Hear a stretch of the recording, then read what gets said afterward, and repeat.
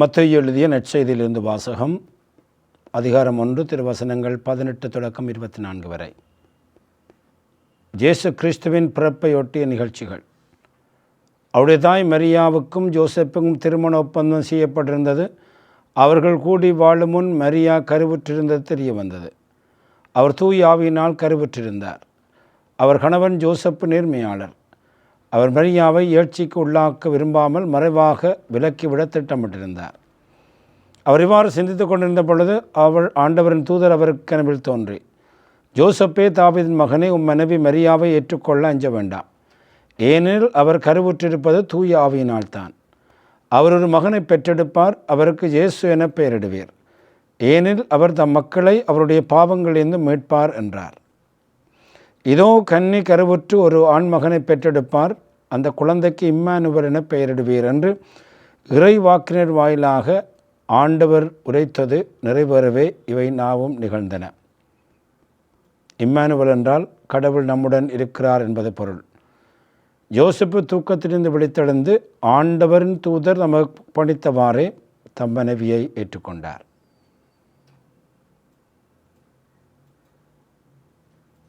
இது வாழ்வு தருகின்ற கிறிஸ்து இயேசுவின் நற்செய்தி. கிறிஸ்துவே உமக்கு புகழ். ஆண்டவன் இயேசுவில் அன்பார்ந்தவர்களே, இன்று திருவருகை காலத்தின் 4வது ஞாயிற்றுக்கிழமை. இந்த ஞாயிற்றுக்கிழமையில் நாங்கள் ஆண்டவருக்கு நன்றி பலி ஒப்புக் கொடுக்கிறோம். இன்றைய வாசகங்கள் ஆண்டவருடைய பிரசன்னத்தை நமக்கு வெளிப்படுத்துகின்றன. இதோ கன்னி பெண் கருவுற்று ஒரு ஆண்மகனை பெற்றெடுப்பார். அந்த குழந்தைக்கு இம்மானுவேல் என்று பெயரிடுவார். இம்மானுவேல் என்றால் கடவுள் நம்மோடு என்பது பொருள்.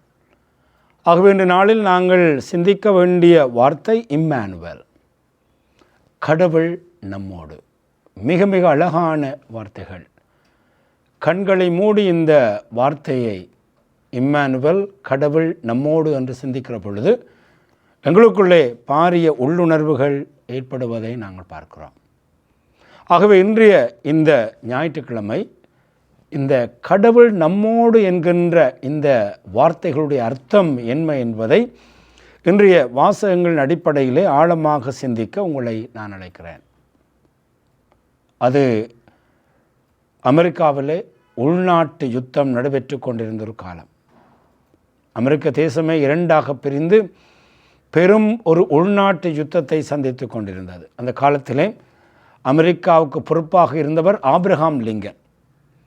ஆகவே இந்த ஆபிரகாம் லிங்கனுடைய மனதிலே ஒரு பெரிய வேதனை. இந்த தேசம் 2ஆக பிரிந்து ஒருவருக்கொருவர் போரிட்டு கொண்டிருக்கிறார்கள். பல உயிர்கள் அங்கே இழக்கப்பட்டு கொண்டிருக்கின்றன. ஆகவே ஆபிரகாம் லிங்கன் அந்த நாட்டுக்காக எப்பொழுதும் சபித்து வந்தார். அந்த காலத்தில் 2 பகுதியிலும் இருக்கின்ற அந்த போதகர்கள் சொல்லுவார்கள், கடவுள் நம்மக்கம் இருக்கிறார். ஒரு பகுதி சொல்லும், கடவுள் நம்மக்கம் இருக்கிறார், ஆகவே நாங்களாம் இந்த போரில் வெற்றி கொள்ளுவோம். மற்ற பகுதியில் இருக்க போதகர்கள் சொல்லுவார்கள், கடவுள் நம்பக்கம் இருக்கிறார், நாங்கள் தான் வெற்றி கொள்ளுவோம்.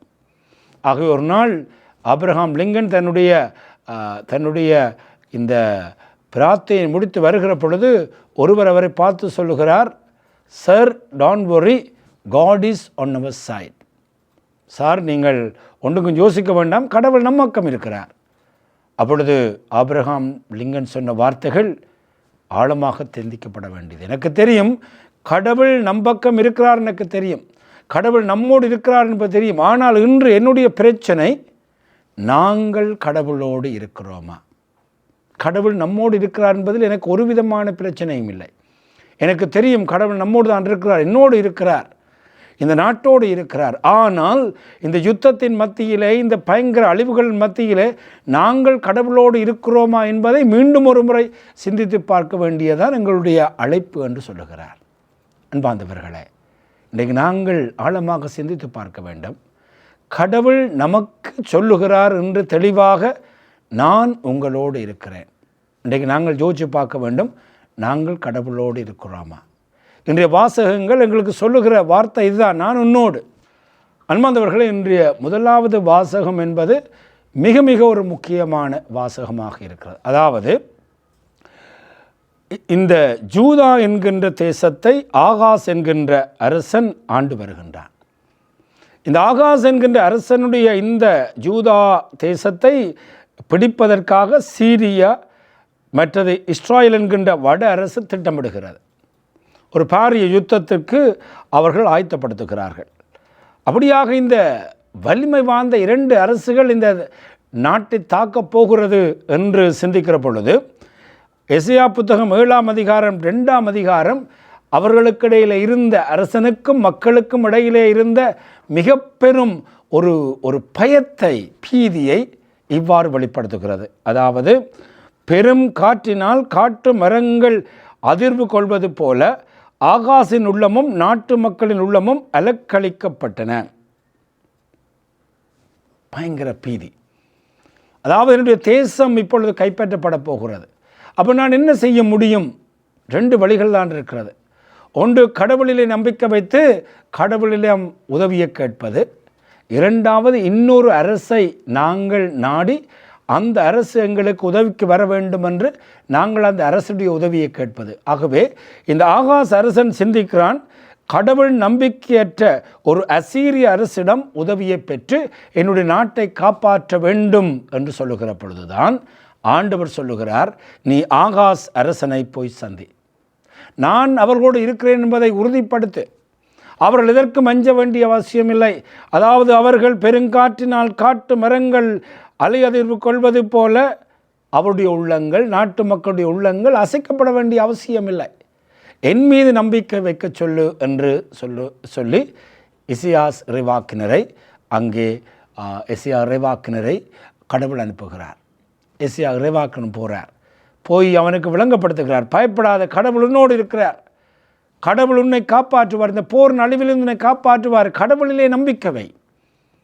அப்பொழுது அவர் சொல்லுகிறார், உனக்கு அமிச்சம் என்றால் நீ பாதாளத்தின் கீழோ அல்லது போன வானத்தின் மேலோ தோன்றுமாறு எதையாவது அடையாளத்தை கேள், நான் உனக்கு அதை காட்டுவேன், அதுதான் உனக்கு அடையாளம், நீ போரில் வெற்றி கொள்வாய்.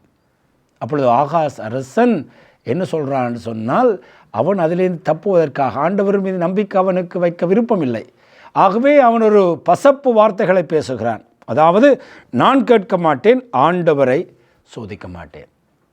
அதாவது கடவுள் இவ்வளவு பெரிய உறுதியை கொடுக்கிற பொழுது அந்த உறுதியை அவன் ஏற்றுக்கொள்ளாமல் இருப்பதற்காக பசப்பு வார்த்தைகளை பேசுகிறான். ஆனால் கடவுள் அவனுக்கு உறுதியை கொடுக்கிறார். நீ அறிகுறியை கேட்காமல் இருக்கலாம், நான் உனக்கு ஒரு அறிகுறி கொடுக்கிறேன். இதுதான் மிக மிக அழகான ஒரு வாக்குறுதி எங்களுக்கு கொடுக்கப்படுகிறது. அவர் சொல்லுகிறார், கடவுளே உனக்கு ஒரு அடையாளத்தை அருள்வார், இதோ கன்னி பெண் கருவுற்று ஒரு ஆண்மகனை பெற்றெடுப்பார், அந்த குழந்தைக்கு அவர் இம்மானுவேல் என்று பெயரிடுவார். இதுதான் உனக்கு அறிகுறி. நீ காணுவாய், ஒரு கன்னி பெண் ஒரு மகனை பெற்றெடுப்பார், இம்மானுவேலாக இருப்பார். இவ்வளவு காலம் கடவுள் தூரத்திலே இருந்தார், இப்பொழுது உனக்கு முன்பாக, உனக்கு அருகிலே, உனக்கு பின்னாலே எல்லா பக்கமும் சூழ்ந்து கொள்ளுகின்ற ஒரு ஆழமான அந்த இறை பிரசன்னம் உனக்கு கொடுக்கப்படும் என்று சொல்லி ஒரு வாக்குறுதியை கொடுக்கிறார். அன்பார்ந்தவர்களே, அந்த வாக்குறுதி தான் இன்றைய நற்செய்தியிலே நிறைவேறுவதை நாங்கள் பார்க்கிறோம். அழகாக மத்தேயு நற்செய்தி 1ஆம் அதிகாரம் 18 தொடக்கம் 24 மிக அழகான ஒரு பகுதி. இதை வாசிக்கிற பொழுதே அந்த ஆழமான இறை உணர்வு எங்களுக்குள்ளே ஏற்படுகிறது. ஜோசப்பை ஒரு நம்பிக்கையாளராக இன்றைய நற்செய்தி எங்களுக்கு கொடுக்கிறது. ஆகாஸ் நம்ம மறுத்தான், எனக்கு அறிகுறிகள் தேவையில்லை என்றான், அங்கு அறிகுறி கொடுக்கப்பட்டது. இங்கே ஜோசப் அவர் அழைக்கப்படுகிறார். அவர்கள் கூடி வாழும் முன்பே மரியா கருவுற்றிருக்கிறார். மரியாவை எழுச்சிக்கு உள்ளாக்காமல் மறைவாக விலக்கிவிட திட்டமிட்டிருந்தார். அப்பொழுதுதான் இந்த பீதியில் எப்படி ஒரு கன்னி கருத்தாங்க முடியும்? புரியவில்லை. ஆகவே நான் நீதிமான், மிக அவரை விலக்கிவிடப் போர் என்று சிந்திக்கிற பொழுதுதான் அவருக்கு ஒரு அறிகுறி கொடுக்கப்படுகிறது. அதாவது, நீர் அஞ்ச வேண்டாம், ஏனெனில் அவர் கருவுற்றிருப்ப தூய ஆவியினால் அவர் ஒரு மகனை பெற்றெடுப்பார், அவருக்கு இயேசு என்று பெயரிடுவீர். அவர் தம்முடைய மக்களை பாவத்திலிருந்து விடுவிப்பார். இதோ கன்னி கருவுற்று ஒரு ஆண்மகனை பெற்றெடுப்பார், அதற்கு இம்மானுவேல் என்று பெயரிடுவார் என்று இறைவாக்கினர்கள் ஊடாக சொன்னது இவை நிறைவேற்ற வேண்டும் என்று அங்கு சொல்லப்படுகிறது. ஆகவே இங்கு ஆகாசை போல இவருக்கும் ஒரு யோசனை, இவருக்கும் ஒரு பயம், பீதி, எப்படி ஒரு கன்னி கருவுற்று மகனை பெற்றெடுக்க முடியும் என்று அவர் சிந்தித்து கொண்டிருக்கிற பொழுது, யோசித்து கொண்டிருக்கிற பொழுது, கடவுளை நோக்கி அவர் அங்கே செபித்து கொண்டிருக்கிற பொழுது அவருக்கு கனவு வருகிறது. ஆகவேதான் ஜோசப்பை நாங்கள் கனவுகளின் தந்தை என்று சொல்லுகிறோம். ஒவ்வொரு முறையும் அவருடைய வாழ்க்கையிலே பிரச்சனைகள் வருகிற பொழுது அவர் கடவுளை நோக்கி செபித்து கொண்டிருந்த பொழுது அங்கே அவருக்கு கனவினூடாக கடவுள் அந்த அடையாளங்களை கொடுக்கிறார். ஆகவேதான் இந்த அடையாளத்தை கொடுத்த பொழுது அவர் விழித்தெழுந்து ஆண்டவர் நமக்கு பணித்தவாறே தன் மனைவியை ஏற்றுக்கொள்ளார் என்று இன்றைய நற்செய்தி சொல்லுகிறது. ஆண்டவர் இயேசுவுடன் பாந்தவர்களே, இன்றைக்கு நாங்கள் இந்த பிரசன்னத்தை பற்றி தான் யோசிக்க வேண்டும். ஆண்டவர் நமக்கு அருகிலே இருக்கிறார். இம்மானுவேல் என்றால் கடவுள் நம்மோடு. நாங்கள் பழைய ஏற்பாட்டை எடுத்து பார்க்கிற பொழுது இசியா சிறைவாக்கிற 43ஆம் அதிகாரம் 2ஆம் வசனம் சொல்லுகிறது, நீர்நிலைகள் வழியாக நடக்கும் பொழுது நான் உன்னோடு இருப்பேன், ஆறுகளை கடந்து போகும்போது அவை என்னை மூழ்கடிக்க மாட்டாய், தீயில் நடந்தாலும் சுட்டரிக்கப்பட மாட்டாய், நெருப்பு உன் மீது பற்றி எரியாது, ஏனெனில் நான் உன்னோடு இருப்பேன். பழைய ஏற்பாட்டிலே கடவுள் எத்தனையோ வாக்குறுதிகளை கொடுத்து கொண்டே இருக்கிறார். ஆனால் அவர் தூரத்தில் இருந்த வாக்குறுதிகளை கொடுத்து கொண்டிருக்கிறார். மக்கள் அருகில் அவரை உணரவில்லை. அங்கே நாங்கள் பார்க்கிறோம் 23வது சங்கீதம் 4வது வசனம், மேலும் சாவில் இருள்தூள் பள்ளத்தாக்கில் நான் நடக்க நேர்ந்தாலும் நீர் என்னோடு இருப்பதால் எத்தீங்குக்கும் நான் அஞ்சிடேன், உம்முடைய கோலும் நெடுங்கலியும் என்னை தேடும். நீர் என்னோடு இருப்பதால், ஆண்டவர் எனதாயன், ஆகவே எனக்கு ஒரு குறையே இல்லை, நீர் என்னோடு இருப்பதால் நான் எத்தீங்குக்கும் அஞ்ச மாட்டேன் என்று 4ஆம் அதிகாரம் சொல்லுகிறது. அன்பார்ந்தவர்களே, இறைவன் தூரத்தில் இருந்து கொண்டு வானத்தில் இருந்து கொண்டு இந்த வாக்குறுதிகளை எல்லாம் எடுத்துக்கொண்டிருக்கிறார். ஆனால் இந்த கிறிஸ்மஸ் காலத்தில் இந்த வாக்குறுதி நமக்கு அருகில் இருந்து கொடுக்கப்படுகிறது. ஒரு பிள்ளை கொடுக்கப்படுகிறது. நாங்கள் கிறிஸ்மஸிலே பார்க்கிறோம், அந்த பாலன் குடில் இருக்கிற அந்த குழந்தை நமக்கு அருகிலே இருக்கிறது. ஆகவேதான் இந்த வேளையில் இந்த அழகான பிரசன்னத்தை நாங்கள் ஆழமாக புரிந்து கொள்ள வேண்டும். எனவேதான் பவுலுடைய வாழ்க்கையை நாங்கள் எடுத்து பார்க்கிறோம். இந்த பிரசன்னத்தை அவர் மிக அருகிலே உணர்ந்து கொண்டார். அவர் ஆண்டவர் நோக்கி செல்கிறார். அவர் சொல்லுகிறார், எனக்கு அருளப்பட்ட ஒப்புரவற்ற வெளிப்பாடுகளால் நான் இருமாப்படையாதவாறு பெருங்குறையொன்று என் உடலில் தைத்த முள்வோர் வருத்தி கொண்டே இருக்கிறது, அதை எடுத்து விடுமாறு நான் அவரை கேட்டேன். ஆண்டவர் சொன்னார், என் அருள் உனக்கு போதும். 3 முறை கேட்டேன் அதை எடுத்து விட சொல்லி. என் அருள் உனக்கு போதும். அப்படி என்றால் என்ன? உனக்கு அருகில் நான் இருக்கிறேன், அந்த குறைகள் மத்தியிலும் நான் இருக்கிறேன், என்னுடைய பிரசன்னம் உன்னோடு இருக்கிறது, நீ பயப்பட வேண்டிய அவசியமில்லை, என் அருள் உனக்கு போதும் என்று சொல்லுகிறார். 3 முறை கேட்ட பொழுதும், அந்த முள்ளை எடுத்து விடும் என்று கேட்ட பொழுதும் பயப்படாதே, உனக்கு அருகில் இருக்கிறேன் என்றால் உன்னுடைய வலுமின்மைத்தான் என்னுடைய வல்லமை நிறைவாய் வெளிப்படும் என்று சொல்லுகிறார். அன்பார்ந்தவர்களே, இந்த அழகான பிரசனம்தான் எங்கள் மத்தியிலே இருக்கிறது. ஆண்டவர் ஒவ்வொரு கட்டத்திலும் எங்களோடு இருக்கிறார். நாங்கள் ஆழமாக சிந்தித்து பார்க்க வேண்டும். எப்படி நாங்கள் இந்த ஆண்டவருடைய பிரசனம் இன்று எங்களுக்கு கொடுக்கப்படுகிறது? குருக்களூடாக கொடுக்கப்படுகிறது. ஒவ்வொரு முறையும் ஒரு திவ்ய பூசையிலே பங்கு பெற்றுக்கிற பொழுது, இது என்னுடைய உடல், இது என்னுடைய இரத்தம் என்று சொல்லுகிற பொழுது எத்தனை ஆயிரம் மக்கள் வந்து ஆண்டவருடைய அந்த பிரசன்னத்தை, இது என்னுடைய உடல், இது என்னுடைய இரத்தம், அந்த பிரசன்னம் ஒவ்வொரு நாளும் நாங்கள் பார்க்கிற இந்த தீவிய பூசை பலி தான் எங்களுக்கு அந்த அருளின் பிரசனத்தை கொடுத்து கொண்டிருக்கிறது. இந்த தீவிய பூசை பலிக்காக எத்தனை மக்கள் ஏங்கி கொண்டிருக்கிறார்கள். நான் கொரோனா காலத்தை மீண்டும் யோசிப்பதுண்டு.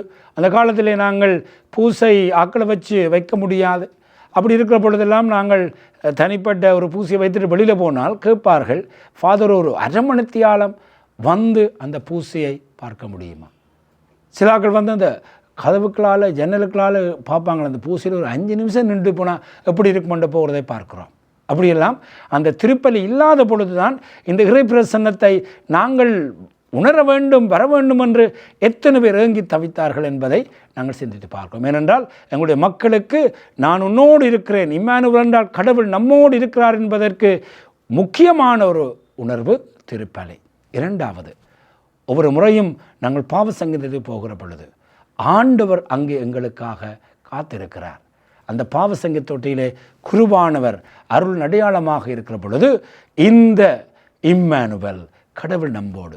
ஒவ்வொரு முறையும் நாங்கள் பாவங்களோடு மிக பெரும் சுமைகளோடு வேதனைகளோடு அந்த பாவ சங்கீத தொட்டிக்கு நாங்கள் போகிற பொழுது அங்கே தந்தை மகன் தூவி ஆவியினால் உன்னை என்னுடைய பாவத்திலிருந்து நான் விடுவிக்கிறேன் என்று குருவானவர் சொல்லுகிற பொழுது எங்களுக்கு ஏற்படுகிற ஒரு அமைதியை நாங்கள் சிந்திக்கிற பொழுது அன்பார்ந்தவர்களே, அங்கே இம்மானுவேல் மிக மிக அருகிலே இருக்கிறார் என்பதை நாங்கள் பார்க்கிறோம்.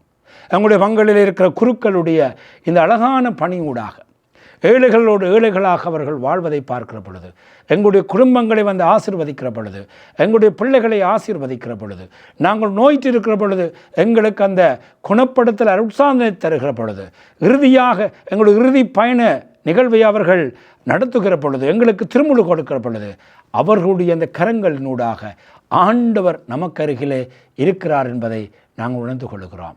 இந்த குறிப்பாக இன்றைக்கெல்லாம் நாங்கள் பார்க்கிறோம், இந்த தென்பகுதிகளிலே பல இடங்களிலே இந்த நிவாரணங்கள், இந்த வெள்ளத்தினாலே மக்கள் மிகவும் கஷ்டப்படுகிற பொழுது குருக்கள் துறவிகள் எல்லாம் இந்த மக்களோடு இருக்கிறதை நாங்கள் பார்க்கிற அந்த படங்களை எல்லாம் நாங்கள் ஃபேஸ்புக்கிலே பார்க்கிற பொழுது அங்கே ஆண்டவர் சொல்லுகிறார், நான் உன்னோடு இருக்கிறேன், உனக்கு அருகில் இருக்கிறேன்.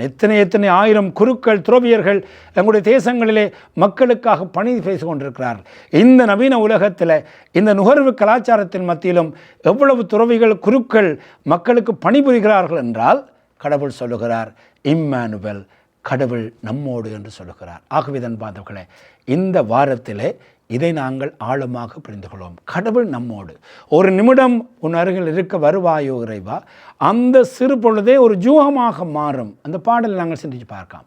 ஒரு நிமிடம் நற்கருணைக்கு முன்பாக இருந்து ஒரு நிமிடம் என் அருகில் இருக்க வருவாயோ இறைவா, அந்த ஒரு நிமிடத்தை நாங்கள் அங்கே செலவழிக்கிற பொழுதே அது ஜீவமாக மாறும். ஏனென்றால் அப்படியான ஒரு அருளின் பிரசனம்தான் நற்கருணையிலே இருக்கிறது. ஆகவே தான் இந்த ஞாயிற்றுக்கிழமை நாங்கள் ஆண்டவருக்கு நன்றி கூறுவோம். இறுதியாக அமெரிக்காவினுடைய நியூயார்க் நகரத்தில் இருக்கிற ஆர்ச் பிஷப் கார்டினல் டிமத்தி டோலன் தன்னுடைய புத்தகத்திலே ஒரு சிறிய சம்பவத்தை குறிப்பிடுகிறார். 2 கோபுரங்கள் தாக்கப்பட்டன. அங்கே பலர் அழிந்தார்கள். அங்கே எங்கும் இரத்த பெருக்குகள், மரண ஓலங்கள். அப்போ அவர் பங்கிலே இருந்தார். போய் பங்கிலே காலையிலிருந்து மாலை வரை மக்களை எல்லாம் தரிசித்து ஆண்டவருடைய பிரசனத்தை அவர் கொடுத்துவிட்டு மீண்டும் வருகிற பொழுது அங்கே ஒரு தாய் ஒரு காரில் வந்து இறங்குகிறார். அப்பொழுது இவர் போய் எங்கே வந்தீர்கள் இருக்க, ஃபாதர் எனக்கு இப்பொழுது 2 ஆப்ஷன்ஸ் தான் இருக்குது, 2 தெரிவுகள் இருக்குது.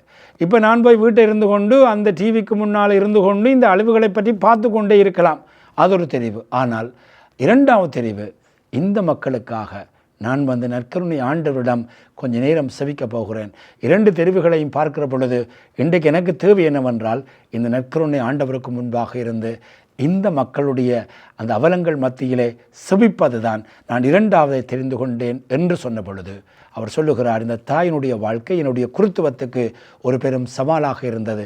இந்த தாய் அந்த ஆண்டவருடைய பிரசன்னத்தை நற்கருணையிலே எவ்வளவு ஆழமாக உணர்ந்திருக்கிறார் என்பதை புரிந்து கொண்டேன் என்று டிமத்தி டோலன் சொல்லுகிறார். ஆகவே அன்பார்ந்தவர்களே, ஆண்டவர் நமக்கு ஒரு அடையாளத்தை கொடுக்கிறார். ஆகாசு கொடுத்த அடையாளத்தை, புனித ஜோசப்பு கொடுத்த அடையாளத்தை இன்று நமக்கும் தருகிறார். கன்னி கருத்தரைத்த ஒரு மகனை பெறுவார், அவருக்கு இம்மானுவேல் என்று பெயரிடுவார்கள். இம்மானுவேல் என்றால் கடவுள் நம்மோடு. இந்த வார்த்தைகள் எங்களுக்கு எப்பொழுதும் தேவைப்படும் கஷ்டங்கள், துன்பங்கள், வேதனைகள் வருகிற பொழுது மீண்டும் மீண்டும் இதை சொல்லுகிற பொழுது ஆறுதல் வரும். அந்த ஆறுதலை நாங்கள் பெற இந்த ஆறுதல் தேவையானவர்களுக்கு இந்த வார்த்தைகளை சொல்லி ஆறுதலை கொடுக்க இந்த வாரம் எங்களுக்கு அழைப்பு விடுக்கிறது. அதை நாங்கள் செய்ய முற்படுவோமாக. ஆமேன்.